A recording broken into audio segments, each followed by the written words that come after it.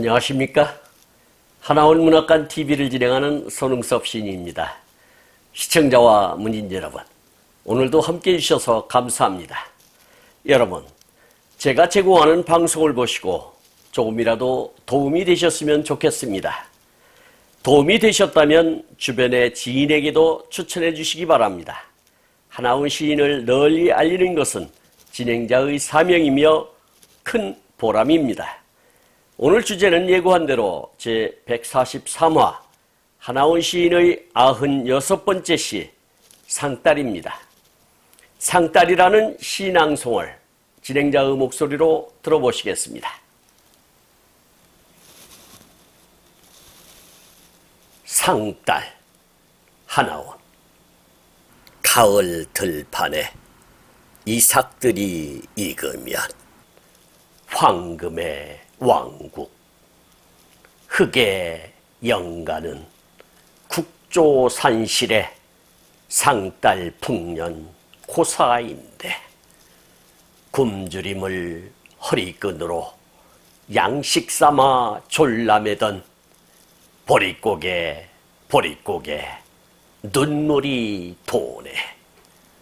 이제 풍양한 황금의 왕국은 연가가 애해라 대해라. 여러분, 상딸이라는 시랑송 잘 들어보셨나요? 이 상딸이라는 시는 1977년 6월 발행된 한국문학에 수록된 시로서 2010년 11월 12일 발행된 하나원 전집 193페이지에 수록된 시를 바탕으로 제작되었다는 것을 알려드립니다. 그리고 1982년 4월 5일 지문사에서 발행한 가도가도 황토길 350페이지에 수록된 시와는 부분적인 차이가 있다는 것도 함께 알려드리겠습니다. 이 시의 구성은 총 5연으로 구성되었으며 형식상으로 분류하자면 자유시라 할 수 있고 내용상으로 분류하자면 서사시라 할 수 있으며 목적상으로 분류하자면 참여시라 할 수 있겠습니다. 그리고 경향상으로 분류하자면 주의시에 속한다 하겠습니다. 여기서 자유시라고 하는 것은 정형시가 지니고 있는 운율적, 형식적 제약에서 벗어난 자유로운 형식의 시를 이르는 말이고요. 서사시라고 하는 것은 일정한 사건을 객관적인 시각으로 노래한 시, 그리고 참여시라고 하는 것은 목적의식을 중시한 시, 그리고 주의시라고 하는 것은 인간의 의지의 측면을 중시한 시다. 이렇게 이해하시면 좋을 것 같습니다. 이 시의 제목은 상딸입니다. 이 상딸이라고 하는 것은 10월을 이르는 말로 햇곡식을 신에게 드리기에 가장 좋은 달을 뜻하는데 음력 10월을 1년 중에서 가장 신성한 달로 여겨 속칭 10월 상딸이라 합니다. 예로부터 우리 한민족은 10월이면 제천의식을 거행하였는데 이것은 10월이면 한 해의 농사가 끝나 하늘의 추수감사제를 지낼 수 있는 달이기 때문입니다. 그래서 10월이 되면 나라에서부터 개인에 이르기까지 여러 가지 제의와 전복 그리고 금기가 있었다고 합니다. 먼저 나라에서 제사하는 국행제로는 고구려의 동맹, 예의 무천, 그리고 마한의 제천이 모두 10월에 있었고 고려의 팔관제도 10월 망일에 있었습니다. 그러나 조선시대에 와서는 종묘에서 맹동제를 지내는 것으로 그쳤다고 하네요. 그러나 민간에서는 아직도 10월이면 마을에서 동제와 집에서 가신제를 지내는데 이것은 모두 고래의 유풍으로 추수에 대한 감사와 관련된다 하겠습니다. 동제는 마을을 수호하는 동실에게 동민들의 편안함과 풍곡이나 풍어를 감사하고 비는 제사입니다.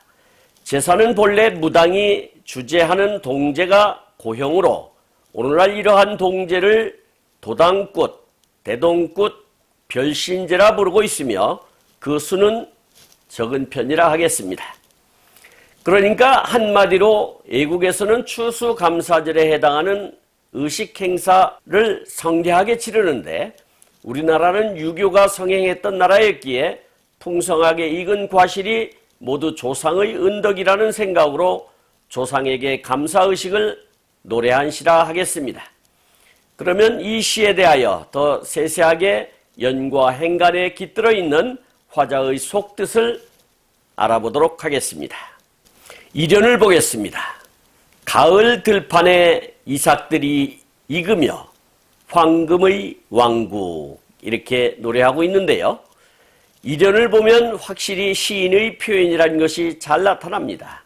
조금 더 있으면 시골 풍경을 보고 누구나 읊을만한 광경이죠. 일반인이라면 삼행에서 황금들녘 또는 황금들판이라고 뻔한 표현을 구사할 터인데 시인답게 황금의 왕국이라고 표현을 했습니다. 이러한 표현법이 시인다운 표현법이라 하겠습니다. 일반인과 다른 관점에서 다른 표현법으로 찾는 능력이 있어야 시인이라 할 수 있겠지요. 이련은 굳이 다른 해설이 필요 없을 만큼 수수하고 평범한 소시민적인 표현으로 시를 열고 있습니다. 여기 이행에서 이삭들이 이으면이라고 했는데 이것은 편집 과정에서 익으면을 이으면으로 실수한 것으로 사료됩니다. 이연을 보겠습니다. 흑의 영가는 국조 산신의 상달 풍년 고사인데 이렇게 노래하고 있습니다. 일행에서 영가라고 하는 것은 주로 노예로 끌려온 미국의 흑인들이 부르기 시작한 종교적, 민속적 성격의 가사로 이루어진 노래를 이르는 말이 되겠습니다. 그리고 이행에서 국조라고 하는 것은 한 나라를 세우거나 그 시작의 바탕이 되는 사람을 국조, 우리는 흔히 국부라고 하죠.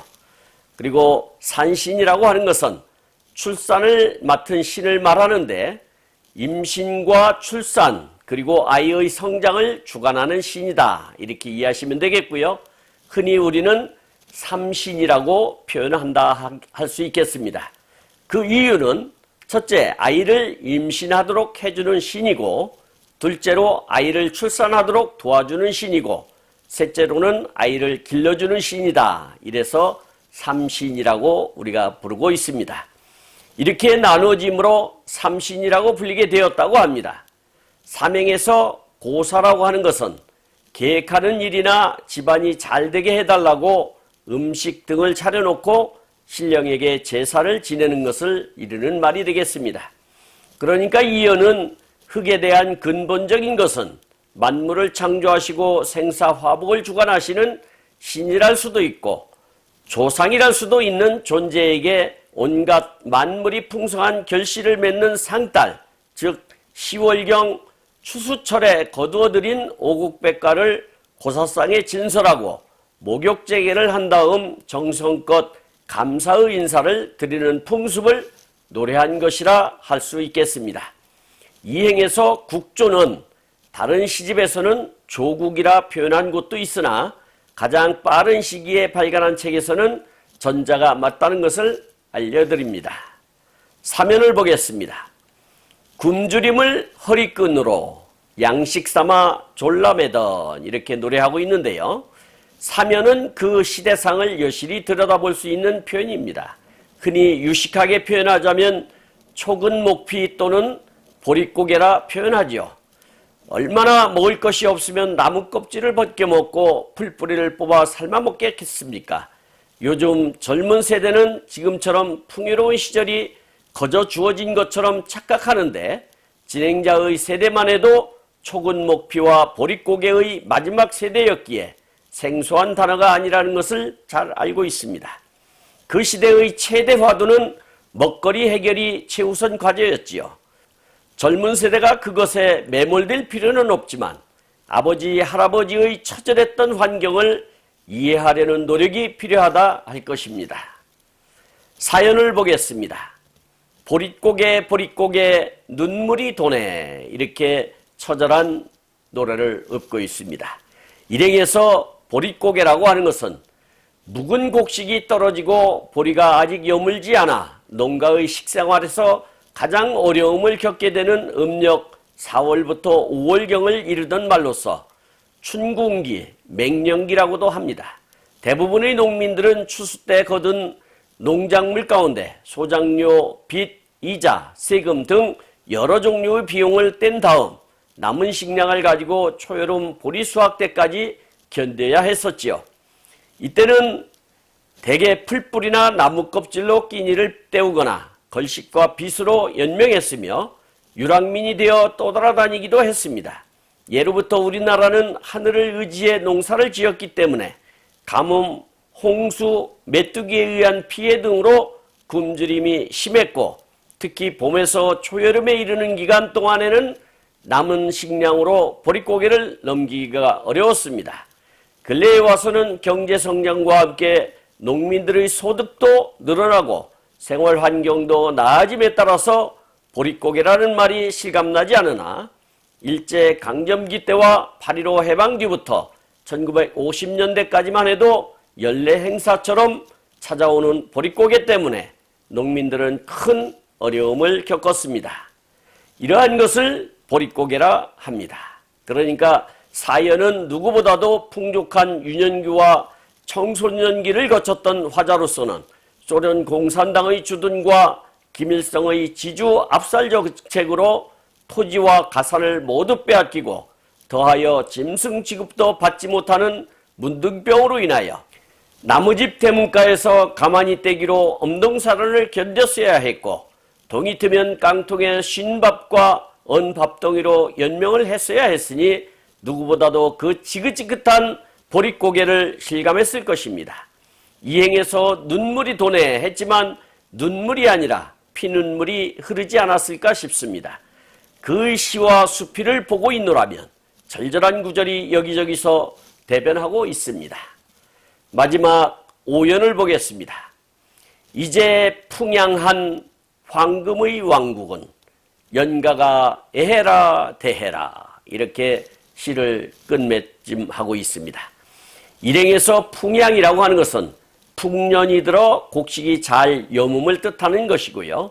삼행에서 연가라고 하는 것은 사랑하는 사람을 그리워하며 부르는 노래 이렇게 이해하시면 좋겠습니다. 마지막 오연은 수미상관법으로 시를 마무리 짓고 있습니다. 일연 삼행에서 황금의 왕국이라고 시를 열었는데 오연 이행에서도 황금의 왕국은이라고 시를 마감 짓고 있습니다. 이러한 기법이 수미상관법이라 할 수 있겠습니다. 그러니까 과실이나 곡식은 주렁주렁 탐스럽게 매달려 농군에게 흐뭇함을 선물하고 있으니 그것이 황금 물결이 아니겠습니까? 그러니 당연히 그 풍요로움을 선물하신 분에게도 마치 연인에게 모든 것을 바치는 연인 간의 플라토닉 사랑처럼 고사상을 차리고 햇과일과 햇곡식으로 정성껏 음식을 마련하여 감사의 마음을 전해야겠지요. 그러니 애해라 대해라 어깨가 들썩이고 콧노래가 흘러나오지 않았겠습니까? 농경시대를 사신 우리 아버지 어머니의 모습을 잘 노래하였습니다. 올해도 모든 농사꾼에게 어깨가 들썩이고 콧노래가 울려 퍼졌으면 좋겠습니다.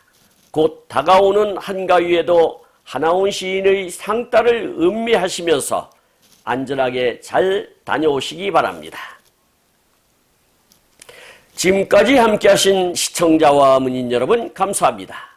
제가 하나온 문학관 TV를 방송하는 이유는 고난과 역경을 딛고 문학의 꽃을 피우신 하나온 시인을 널리 알리기 위해서입니다.